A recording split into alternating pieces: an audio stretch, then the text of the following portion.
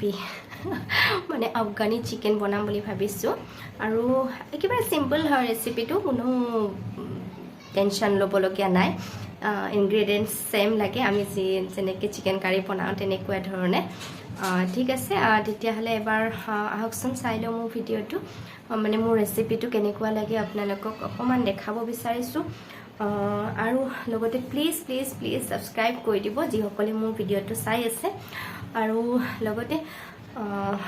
Please subscribe কৰি দিব কাৰণ আপোনালোকৰ ছাপোৰ্টৰ বহুত প্ৰয়োজন অকণমান আগুৱাই যোৱাৰ কাৰণে আৰু আপোনালোকে এটা ছাবস্ক্ৰাইব কৰিলে মোৰ কাৰণে বহুত মানে ডাঙৰ কথা বহুত বেছি ভাল লাগে মোৰ আৰু লাইকো কৰি দিব প্লিজ লাইক নকৰাকৈ নেযাব আৰু লগতে কিবা যদি আপোনালোকৰ কথা থাকে প্লিজ কমেণ্টত মোক সুধিব পাৰে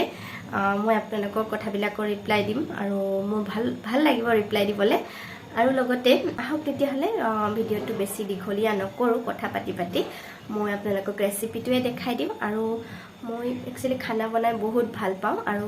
এনেকৈ ডেইলি নতুন ধৰণৰ ৰেচিপি বনাই পেলাই আৰু সেইকাৰণে ভাবিছোঁ আপোনালোকৰ লগত শ্বেয়াৰো কৰোঁ আৰু লগতে মই বনাই পেলাই খুৱাইও ভাল পাওঁ দেই আপোনালোকে যদি আহে কেতিয়াবা মই নিশ্চয় আপোনালোকক বহুত ধুনীয়াকৈ বনাই পেলাই খুৱাম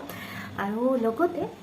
থেংক ইউ ভিডিঅ'টো শেষলৈকে চাব প্লিজ স্কিপ নকৰিব ধন্যবাদ আহক তেতিয়াহ'লে আমি বনাওঁ আৰু তাৰ কাৰণে আমি এয়া চিকেন লৈ লৈছোঁ 1 কিলো আৰু এয়া স্প্ৰিং অনিয়ন মানে পিঁয়াজৰ পাত লৈ লৈছোঁ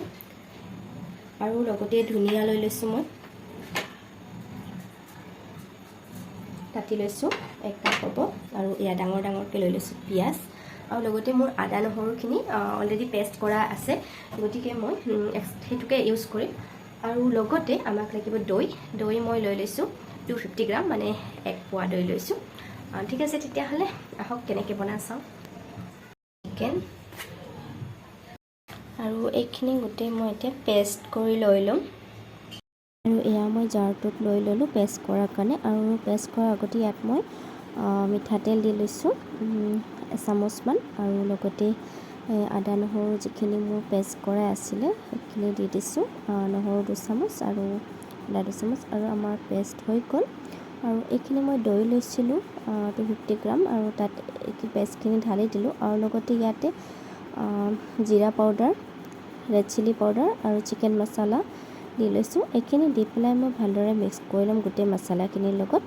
দৈ আৰু যিখিনি মই পেষ্ট কৰি লৈছিলোঁ সেইখিনি আমাৰ হৈ গ'ল আৰু তাৰে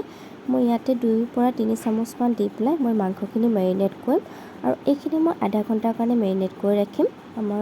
হেল্ল' গাইছ আমাৰ মেৰিনেশ্যন হৈ গ'ল আৰু এতিয়া আমি বনাই লওঁ মেৰিনেশ্যন হোৱালৈকে আমি এতিয়া গ্ৰেভিখিনি বনাই লওঁ আৰু মেৰিনেশ্যনৰ কাৰণে আধা ঘণ্টা যিহেতু লাগিব তেতিয়ালৈকে আমাৰ গ্ৰেভিখিনি ধুনীয়াকৈ মছলাখিনি ফ্ৰাই কৰিব পাৰিম আৰু ইয়াত তেল দি দিছোঁ মই আৰু তেলখিনি গৰম হৈছে তাৰপিছত মই এয়া মোৰ যিখিনি গ্ৰেভিৰ কাৰণে ৰেডি কৰিছিলোঁ সেইখিনি ইয়াত ঢালি দিছোঁ আৰু এই ধৰণে মই লৰাই দিছোঁ তাৰপিছত অকণমান সময় মই 1 মিনিটমানৰ কাৰণে ঢাকি দিছিলোঁ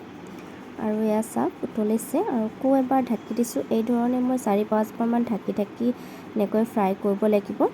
আৰু এয়া চাওক পানীখিনি শুকাই গ'ল গোটেইখিনি আৰু এয়া মই আকৌ লৰাই দিছোঁ এই ধৰণে অকণমান সময় লৰাই ভাজিব লাগিব আৰু মই এবাৰ ঢাকনিখন লগাই দিছোঁ ঢাকনিখন লগাই পেলাই আৰু 1 মিনিটমানৰ কাৰণে ৰাখিছোঁ মই এয়া চাওক আমাৰ এইখিনি তেল বিৰিঙি আহিছে মানে আমাৰ মছলাখিনি ৰেডি হৈছে আৰু এইখিনি মই এতিয়া সাইড কৰি ৰাখি দিম কাৰণ আমাৰ চিকেন মেৰিনেশ্যন কৰা সেইখিনি আধা ঘণ্টা হৈ গ'ল আৰু এতিয়া মই এইখিনি এই ধৰণে ফ্ৰাই কৰি ল'ম আৰু মই ইয়াত ঘি এচামুচ দি দিছোঁ আৰু চিকেনখিনি মই ঘি দি পেলাই ফ্ৰাই কৰিম কাৰণ যিটো ঘিৰ ফ্লেভাৰ মই খুবেই ভাল পাওঁ আৰু এইখিনি এই ধৰণে অকণমান জ্বলাকৈ ফ্ৰাই কৰিব লাগিব কাৰণ তেতিয়াহে কালাৰটো ধুনীয়া আহিব আফগানি চিকেন বনালে এনেকৈ আৰু আপোনালোকৰ যদি গ্ৰিল পেন আছে তেতিয়াহ'লে সেইটো ব্যৱহাৰ কৰক তেতিয়াহ'লে খুবেই ধুনীয়া দেখি চিকেনকেইটা মোৰ লগত নাই সেইকাৰণে মই নৰ্মেলি ইউজ কৰিছোঁ আৰু এনেকৈ বনাব পাৰি এয়া চাওক আমাৰ এইখিনি হৈছেহি আৰু ৰঙচুৱা হ'লেকৈ হৈ গ'ল, দেখিছে নহয় কি ধুনীয়াকৈ হৈছে। আৰু এতিয়া এইখিনি ছাইড কৰি ৰাখিছোঁ আৰু এয়া চাওক এইখিনি আকৌ দি দিছোঁ আৰু ইয়াতে মই এতিয়া চিকেন ফ্ৰাই কৰি লোৱা এইখিনি ঢালি দি দিছোঁ আৰু এইখিনি দি পেলাই মই এতিয়া লৰাই দিম। এই ধৰণে অকণমান সময় লৰাই ফ্ৰাই কৰিব লাগিব। আৰু এতিয়া মই ভাবিছোঁ আৰু 1 মিনিটমানৰ কাৰণে ঢাকি দিব লাগিব। 1 মিনিটমানৰ কাৰণে ঢাকি দিয়াৰ পিছত এয়া চাওক মোৰ অকণমান হিটটো বেছি হ'লে সেইকাৰণে অকণমান লাগিব ধৰিছিলে। আৰু এতিয়া চাওক মই ইয়াতে পানী দি দিছোঁ, কাৰণ আমাৰ মছলা আৰু চিকেন অলৰেডি ফ্ৰাই হৈছেহি, গতিকে এইটো ইমান ফ্ৰাই কৰাৰ কোনো প্ৰয়োজন নাই। সেইকাৰণে মই ইয়াতে পানীখিনি ঢালি দি দিছোঁ।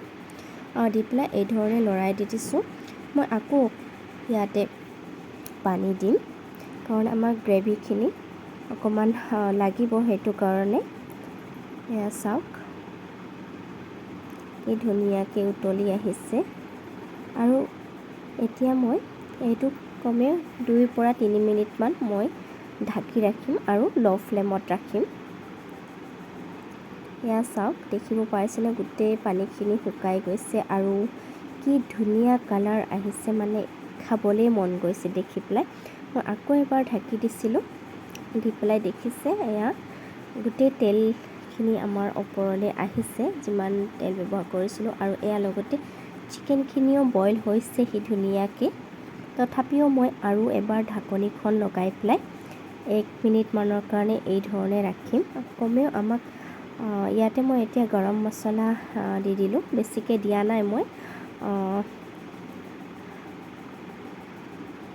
এয়া চাওক আৰু গৰম মছলা দিয়াৰ পিছত অকণমান সময় ঢাকি দি দিছোঁ, যাতে ধুনীয়াকৈ ফ্লেভাৰখিনি মিক্স হৈ যায়, সেইটো কাৰণে। আৰু আফগানী চিকেনত হালধি ইউজ নকৰে, সেইকাৰণে ময়ো হালধি দিয়া নাই। এয়া আৰু এবাৰ চাই লওঁ। এয়া চাওক কি ধুনীয়া কালাৰ আহিছে, কাৰণ অকণমান মই ৰেড চিলি দিছিলোঁ যিহেতু, আৰু ৰেড চিলিৰ কালাৰখিনি আহিছে, সেইটো কাৰণে লাগিছে যে হালধি দিয়া যেন, কিন্তু হালধি মই দিয়া নাই। এই ধৰণে লৰাই দি দিছোঁ আৰু আমাৰ চিকেনখিনি ৰেডি হৈছেহি। আৰু এয়া চাওক এতিয়া মই ৰেডি হৈ গ'ল যিহেতু, বন্ধ কৰি দিলোঁ। আৰু এয়া চাওক অকণমান টেষ্ট কৰি চাওঁ, তাৰপিছত আপোনালোকক জনাই আছোঁ কেনেকুৱা লাগিছে।